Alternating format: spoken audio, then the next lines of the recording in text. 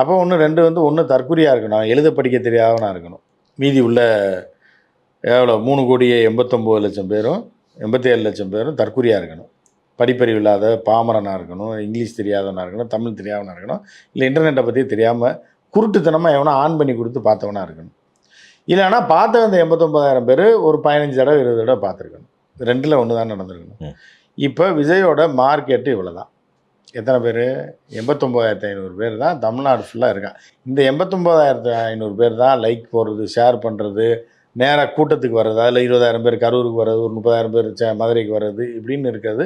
லோக்கலில் உள்ளவெல்லாம் சேர்த்து இவ்வளோ தான் விஜயோட செல்வாக்கு. ஸோ அப்போ 89,000 பேரே திருப்பி படம் பார்ப்பாங்க. எப்படி படத்துக்கு வர மாட்டாங்க நீங்கள்? எவ்வளோ அது சூதாட்ட மாதிரி காசை போட்டுல விளையாடணும். 200 300 டிக்கெட் 400 டிக்கெட் போட்டு எவ்வளோ கடை வாங்க, அவ்வளோ திருடிட்டு வந்தால் கூட இது பரவாயில்ல. டிஜிட்டல் இது நீங்கள் ஃபோன் வாங்கணும், உங்கள் ஃபோனை வாங்க ஒன்று பார்த்துட்டு லைக் கமெண்ட்டு, ஜெய் அண்ணா சூப்பர்ண்ணா, நீங்கள் தானே அடுத்த முதல்வர், நீங்கள் தானே அடுத்த இது அப்படின்னு.